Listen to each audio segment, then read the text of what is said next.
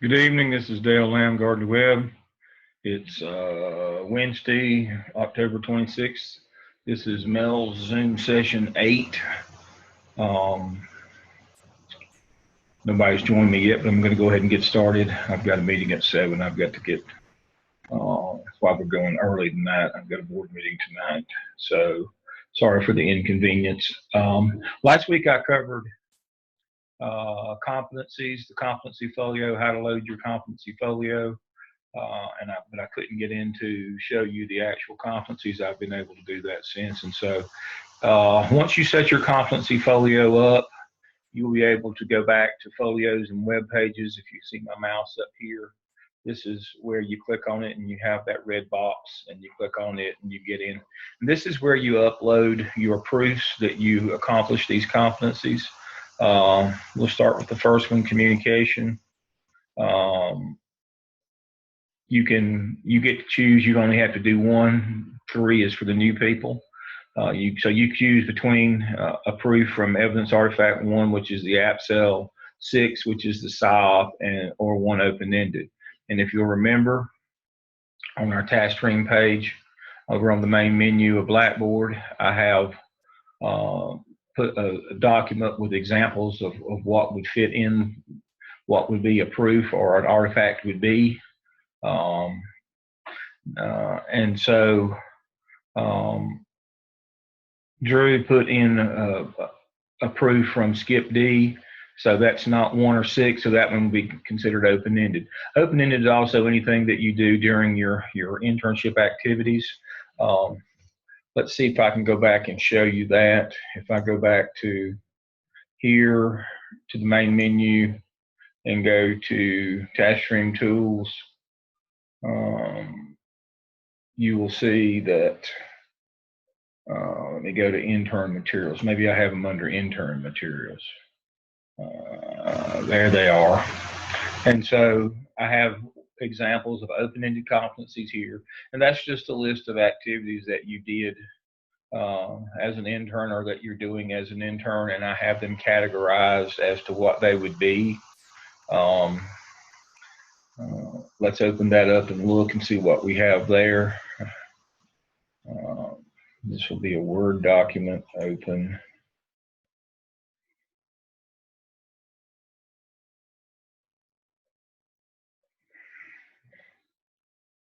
Again, this is found under intern materials on the main menu, enable editing. All right, so hopefully you can see on your screen that this is just a list of leadership opportunities or activities that we expect you to do during your 400 hours. As you can see, I have categorized them. So if you're looking for communication, that would be address small or large group of adults. Something from that, like a program where you're on the program for a PTA or PTO meeting, or you're doing a group meeting of some kind. So that's where that is. Let's see, is there something else on here that would be communication? Attend to PTA, PTO, as I said. So that would be an open-ended example, something, a product from that. You could put that in, or you could use a different evidence artifact than is listed on the in the directions for that particular competency. Example, like I just showed you. Let me go back to task stream. So Drew used an example from the skip. Since that's not 1 or 6, it would be considered open-ended. Now, if you're looking for one from 1 or 6, if we go back again to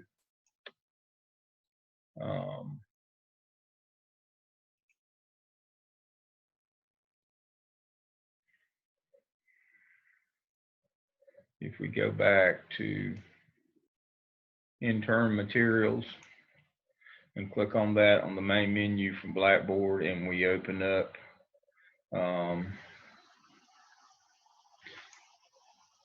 evidence artifact competencies, what we're going to get is a list of things that you would normally generate, artifacts that you would generate from doing your evidence artifacts. Again, the evidence is the written is the written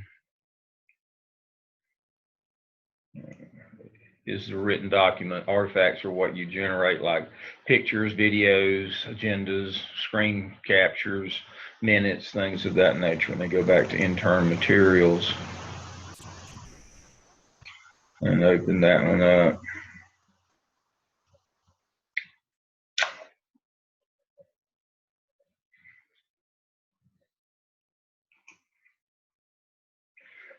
Let's see, competency folio artifacts. Let's see if that's one I'm looking for.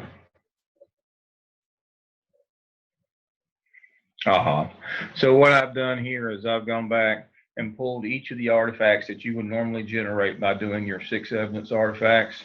For example, in 1A, when you set up your PLC, we'd expect to see email permission from your principal, PCL agenda, minutes, and pictures of your PLC. The competencies that any of those would satisfy would be 1, which of course we know that's communication.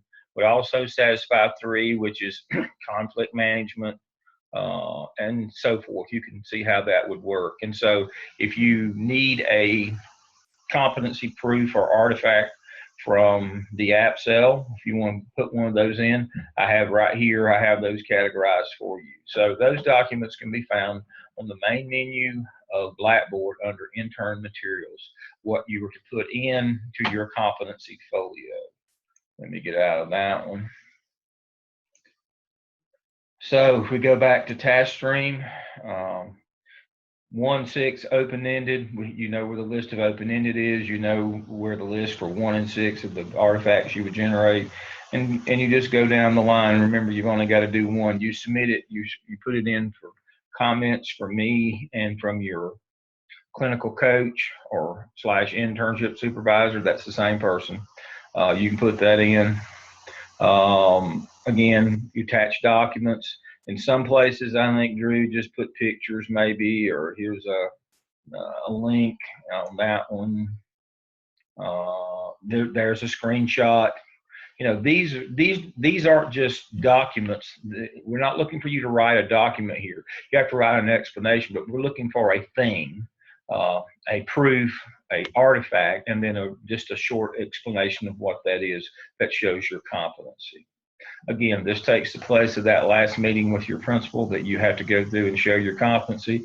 It also keeps you from having to attach separate artifacts from your evidence narratives in task stream. So that's where they are. And remember, the way that you get there is go to folio and web pages, and you should have set up this red one. If you have not set it up, go back to last week. You go to messages over here on the right as soon as you sign in. To task stream, you go to messages and you just follow the directions from there. It's fairly simple to do that, set up that one. All right, let's look at our weekly schedule and see where we are. This is week 8, October 24th to 28. I had you go to this website and also go to PD 360 or Edivation and look at that video on differentiating instruction. And I had a discussion board question. Remember, these are on your time, but they have to be done. But I encourage you to keep up with your evidence artifact work. Upload your SOB component D in discussion board for peer review this week. Your APTEL E peer reviews are due, and your APTEL D should be ready to go into task stream for evaluation by now. I had a question this week. If you get behind, how does it affect your class grade? It doesn't. As long as you get through by the end, everything will be good. Just remember, you're because of the peer review process, you're involved with others. So make sure that you keep up and don't let your compatriots down. All right, now I have a PowerPoint that I'm going to upload on Zoom session 8 later tonight, but I want to show you that PowerPoint now. Since we're talking about differentiated instruction this week, let me get out of this and go to that PowerPoint. Let's see, okay. Screen share, differentiated instruction, here we go. I'm going to put this again under Zoom session 8. This is a PowerPoint on challenges in differentiating instruction. You know, one of the things that uh, the reading and the videos that I had you go and look is kind of a how-to. The practical, this is more the practical application of here are the challenges you're faced trying to do that and some ways to overcome those challenges. Uh, Somebody is texting me on what time it's now. All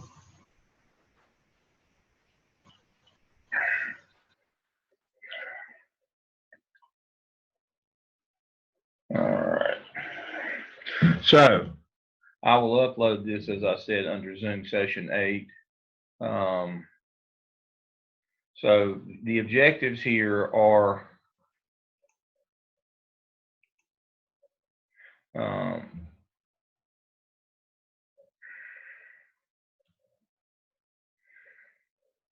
based on the information provided today, teachers will be able to define differentiated instruction, uh, implement differentiated instruction, list 3 strategies they've used or might use, and find information and additional resources. This is a really good one. It speaks to what the definition is, a couple of 3 definition here.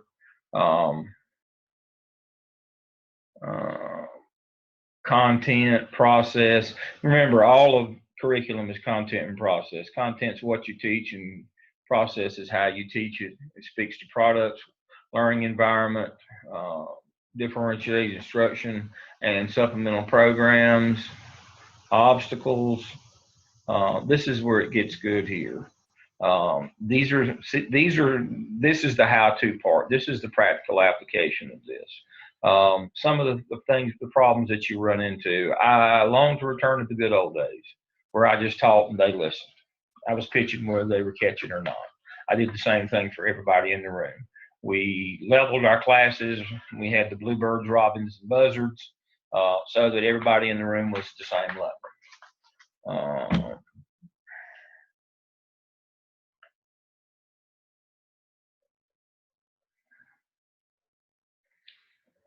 I just got a note that the link didn't come by email. Let me see if I can send the email link again. Let me do that right quick.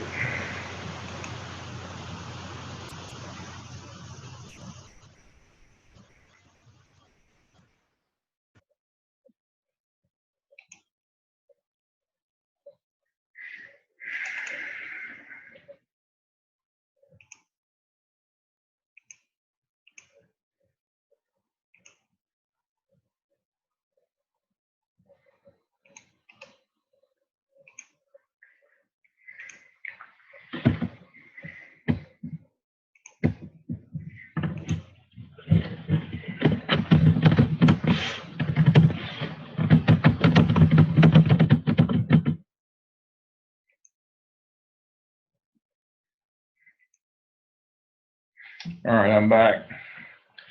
Hopefully the link went back out again.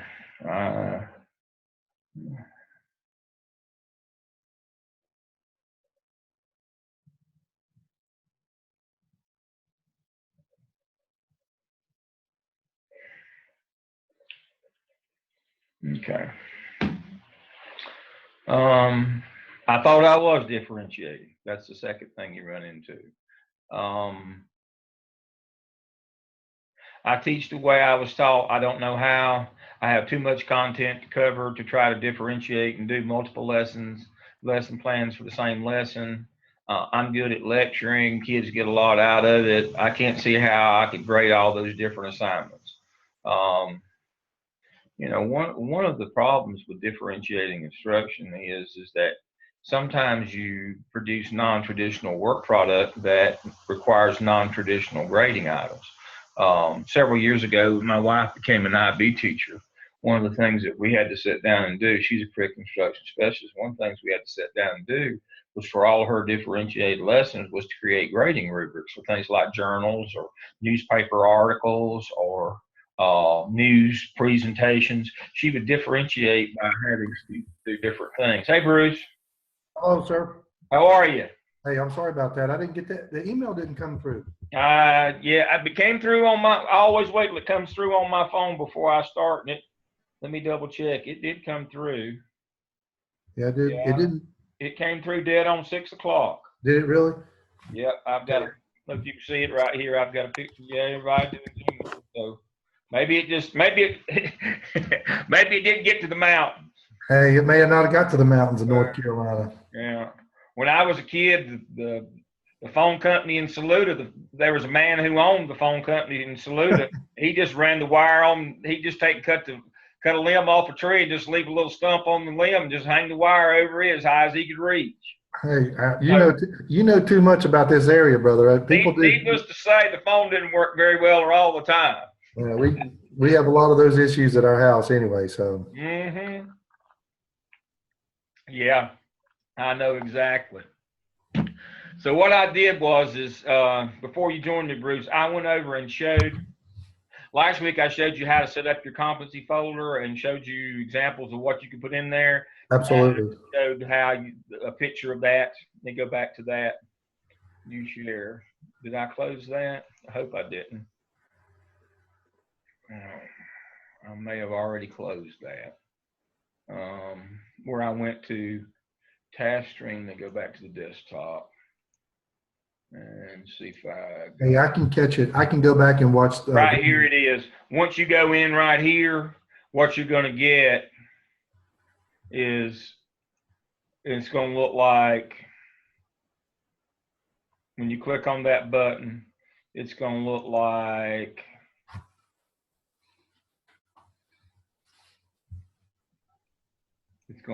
this. There it comes. And then you simply go in there and attach a proof. Okay. First one, you can do something from the app cell, the SIOP, or open-ended. And remember, under intern materials, I have examples of what those would be. Absolutely. And now, the reason I like this one, now Drew wanted to show me a communication example from the skip. That's fine. That's not 1 or 6, but we'll count that one as open-ended. Okay. And you just go down conflict management. He showed he's got, you can't see it right here, he's got a little website where he created a sign-up sheet for the computer lab so that everybody wouldn't be mad at everybody else, where they could kind of organize that. He's got a screen grab here. He's got a screenshot. I mean, you want things here, and you write a couple sentence explanation, but we're looking for things or artifacts here. Not you have to write something else. We want to see a proof that you did something, a product that was produced by doing this competency. Thank you. I have told my interns. Now, this is just me, and you'll need to check with your clinical coach, but I have told my interns that I am not expecting them to do professional dispositions because they're still under the old system where there's 6 dispositions being done on them already. 3 by their internship supervisor or clinical coach and 3 by their site supervisor. And of course, they're doing 3 on themselves. You do 3 on yourself. So I think 9's enough. Yeah. So I'm not requiring this set of professional dispositions here. This is for the new people. They're not doing that set of 3, 3, and 3 like you people are. Okay. And now these digital learning competencies, I'm not requiring that of my interns either. It's too late in the game. I think that those should be embedded in the 21 above that. Right. I'm not pulling those out separately because it's too late in the game. A lot of that stuff you did in the first 2 evidence artifacts that you did a couple of semesters ago. I'm not going to have you go back and replow that ground. And all these competencies, Dr. Lamb, they need to be in at the end of this semester, right? Is that what you're saying? I'm trying to get my interns to do that. I think you've got until next semester to get them in. Okay. But I'm encouraging all my interns to try to get in this semester so that I can see them. Yeah. And then right now, there is not a submit button on them right now. It's just request comments. Okay. And you pick who you request. You can put me and your internship supervisor. The button won't show up until next semester, the submit button. Okay. But I'm asking all mine to get them in this semester so that I can take a look at them and get some idea where they are. And we're just doing where you scrolled up there to that first one, what Drew did. Just one out of those One. 20, right? Just one? Just one. Y'all just have to do one, and it's got to come from either the app cell, the SIP, or the PSYOP, or it can be open-ended. And remember, if you go to the main menu in Blackboard and go to intern materials, I have examples of where you would find those in the Okay. work that you did in your evidence artifacts. And I printed those today, so I give me a Yep. little, And then I have where you would find the open-ended ones from your evidence from your 400 internship hours. Okay. I have those already there for you. Okay. And you might find something that I didn't think of. That's very possible too. You know, I'm just using existing work because I don't want my folks to have to do anything new. We kind of changed horses in midstream here, and that's, we have to do that sometime. I mean, quite honestly, the reason why we're changing right now is not because we want to, but because we have to. Yeah. The state, I'm guessing a lot of principals complained about how much task stream work that they had to do. And once you get outside the population centers in this state, and Bruce, you know this to be true, there's not a lot of technology use by some administrators out in the more rural areas, and they didn't like having to go on task stream 4 different times and work through doing all these dispositions and competencies and all these things. They didn't like that, and so I'm guessing as a result, we've now removed that. So the new students are going to do their own competency with us as at Gardner Webb and other colleges. It's the same for everybody. And we're going to do, the students in the college are going to do disposition, and the principals won't have to do any of that stuff online anymore. I think there was a lot of kickback on that they weren't getting paid and they didn't like having to do the computer work. I didn't see it as being more than about 20 minutes worth, but I guess some folks it took them much longer than that. So that's why we're changing the way that we do competencies and dispositions, is so that principals won't have to do it, won't be a part of it. But we still have to check for the state, so we're checking now. That's why that's happening. And then also part of the reason why we're changing a couple things is, I'm not sure everybody's aware of this, but the accrediting agencies for colleges have merged. SACS and NCATE is now CAPE, CAPE. And we're having to change to meet their accreditation standards some of the things that we normally do. And so that's why things have changed a little bit. I think that's directly related to why we now have digital learning competencies, because we're going to have to start pulling those out for CAPE. But I'm not worried about the continuing people will still be under the old format that are in 603 and 604 now. It's just the people in 601 who will be under the new format, under the new accreditation from CAPE. So it's not just like Gardner Webb said, let's just make everybody confused and see how much trouble we can cause. Number one, the state said principals no longer have to do dispositions or competencies. You'll have to do that yourself. We have a guy just started at our school, so he's starting in the new program. So right. he was like, this is this, and I was like, this is a little different than what I did. So it's about the same amount of work. They just do it a little differently. It's going to be the same thing in the end. Yeah. And like I said, by you putting in your competencies, it shouldn't take you more than 3 hours. I've had two of my interns have done it all the way through, and it didn't take more than 3 hours. It shouldn't take you more than 3 hours to pull that stuff together and put it in there. But that's just going to save you and your internship supervisor that much time or more sitting down with your principal and you having to do a presentation. So well, it's a lot easier once you gave us the examples and what you want, and you've explained it a couple times. So it should be easy. You know what I'm saying? And if it's not, call me. I'll come. Okay. I'll sit down with you and your principal. That's not a problem. We've definitely, my principal and I have gotten to know each other really well. So, that's good. And that's exactly, I was in Raleigh, what's today, Wednesday? I was in Raleigh all day on Monday. And, one of the things that I was so happy about is I had 4 visits that day, and I got to see all four of the principals. Yeah. I never spend more than 15 minutes because I know they're busy, but I was very excited that all four of those and the students are spending a lot of time together. Yeah. And I will still contend that you'll learn very little from me. I will maybe introduce some new things to you, but you will learn as you do if you get the opportunity to work with your principal. That's the most important part. And if we can take some of the burden from them in terms of doing dispositions and competency, if that gives them more time to work with you or puts them in a better frame of mind or a better mood to work with you, I think that's great. I don't mind doing that. Whatever we can do to lessen the burden on them so that they will spend the time with you and not be resentful of the time that they had to spend with you, that's better for you. Yeah, and our county just started a program called Aspiring Administrators. So we are meeting one time a month, and we're meeting on teacher empowerment tomorrow. So, you should knock that out. I'm like, okay, I'm ready for that one. I think I'll be okay with that tomorrow. I think you'll be fine with that one. That one will be great. You'll have a good time. That's just a class that they've started in our county, for people who are maybe in their master's classes or who are, thinking about being a principal. So just one time a month. So for an hour and a half. So see, I think that's wonderful.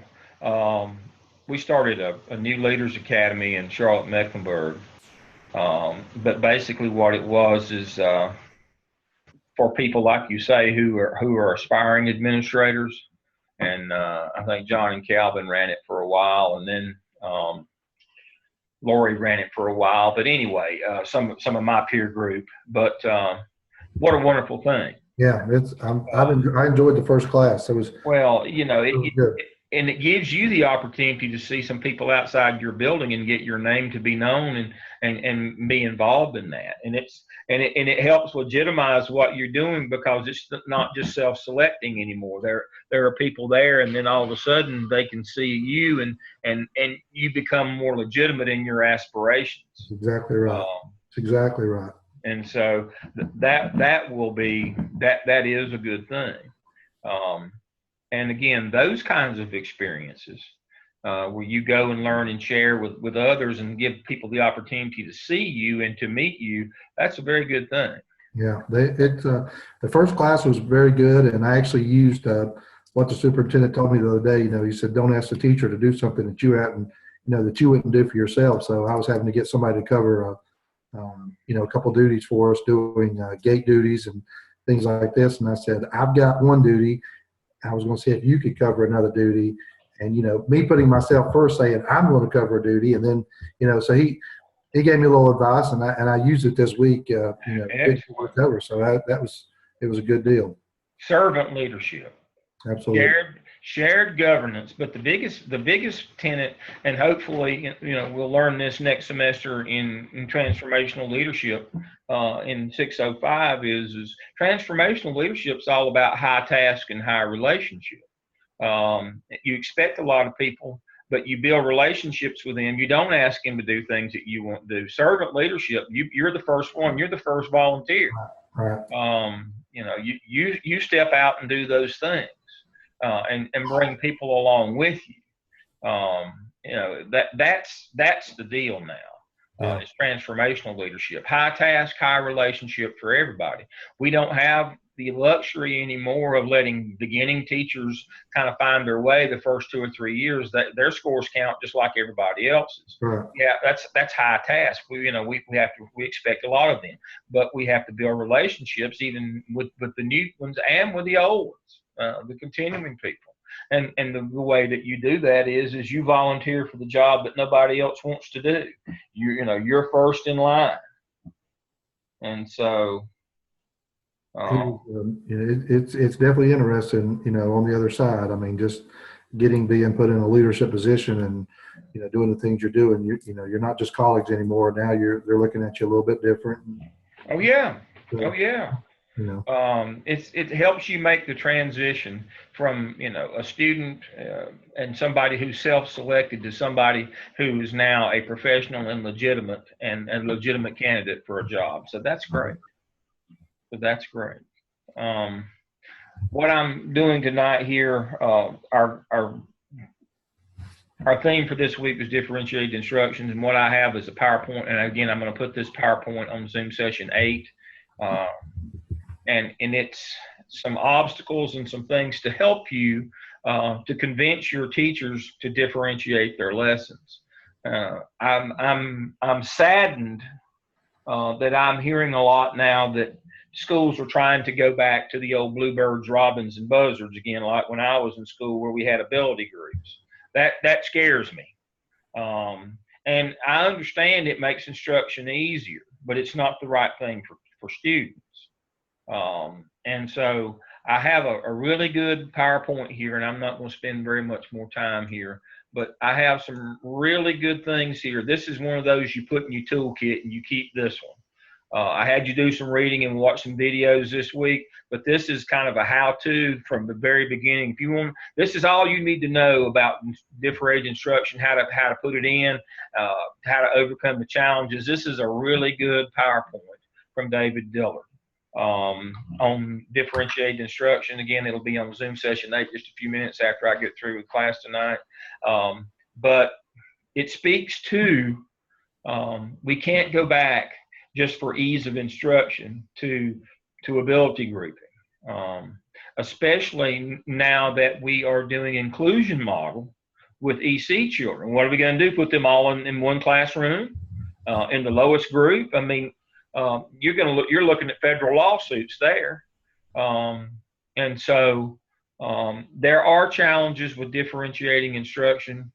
Yes, you do have to write multiple lesson plans, or you have to write a lesson plan with multiple components to it. Yes, you do have to develop non-traditional rating rubrics for non-traditional work product when you differentiate. Yes, you have to do some of those things as a teacher. But one of the things that, as an administrator, I gave you some information earlier this semester on PLCs. That's where you work with your teachers to develop those models as in PLCs. If you remember back a few weeks, I gave you how to manage manage a PLC and then how to manage multiple PLCs. In my opinion, this is what you should be working on in those PLCs, is how to differentiate instruction. I think that's using Marzano and using those 9 different high yield strategies. You may not use them all with every child, but you should differentiate, because those different strategies hit all the different learning styles. And so that's pretty much what I want you to do. I want you to learn how to set up a PLC, how to run one, and then as an administrator, how to run them all. But then what you do with them, what the content of what you do with them is improving instruction. And the number one way to improve instruction is use high yield strategies, which leads you directly to differentiated instruction. It all works together.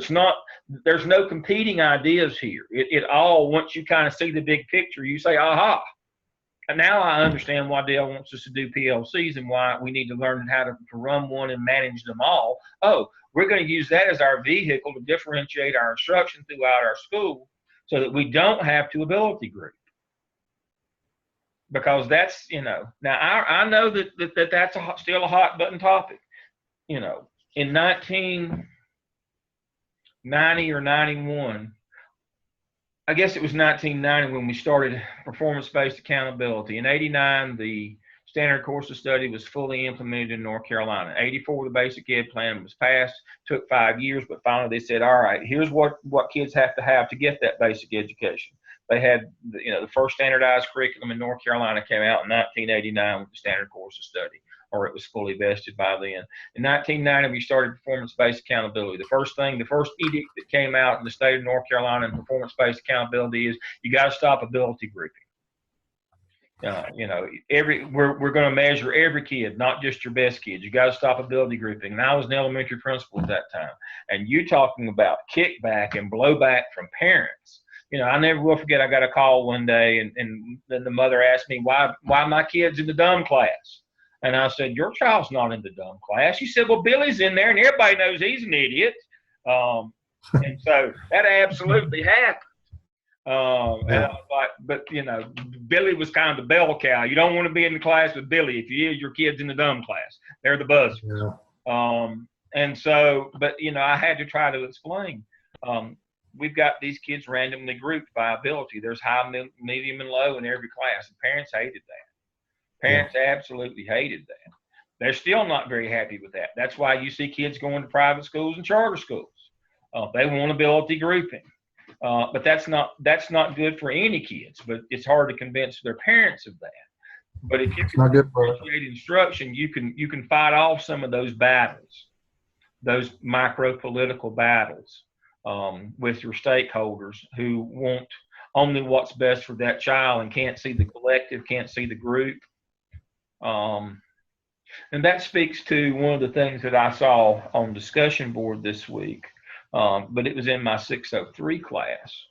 And I didn't comment on it. I guess I should have, but I didn't want to start kind of like a Twitter war or a rant. And one of the things that the student, I had asked them to interview their assistant principal about discipline. And one of the things that one of my students in 603 wrote is that they had undergone a major initiative in their school and school district to try to reduce suspensions and keep kids in school because that was good for them. But one of the problems that you get into, if that's your overarching philosophy, is keeping that kid in school may not be good for the others around him. Right. Always. You know, I can remember telling parents on many occasions when parents would say to me, "But suspension's not good for my child." I said, I'd never said it was. It's very bad for your child, but it's good for the rest of us. We got to have a break. The other kids have to have an opportunity to learn. This is in the collective. This is a group endeavor. And if we have one kid that's keeping 30 from learning, then I have to do what's right for the other 30. And so that's kind of the thing here with differentiated instruction. It's right for the group of kids. It may, you may argue that my child's a gifted child. It's not the best for my child, but I've got to do what's best. I think it can be best for your child too, but it might not be best for mama when she's at the country club boasting. But it's best for the collective. Sometimes you have to look at the collective more than just the individual. Schooling is a group endeavor. The rights of the group have to supersede the rights of the individual, or it's just chaos. It's anarchy. It's a rational bureaucracy. And bureaucracy not being a bad term. If you put the term, if you read Max Weber in the original, a rational bureaucracy is a good thing. It maintains order, and it's good for the group. And that's what I'm married. I'm married to an instructional coach, so I have seen this quite a bit, and we've talked about this quite a bit.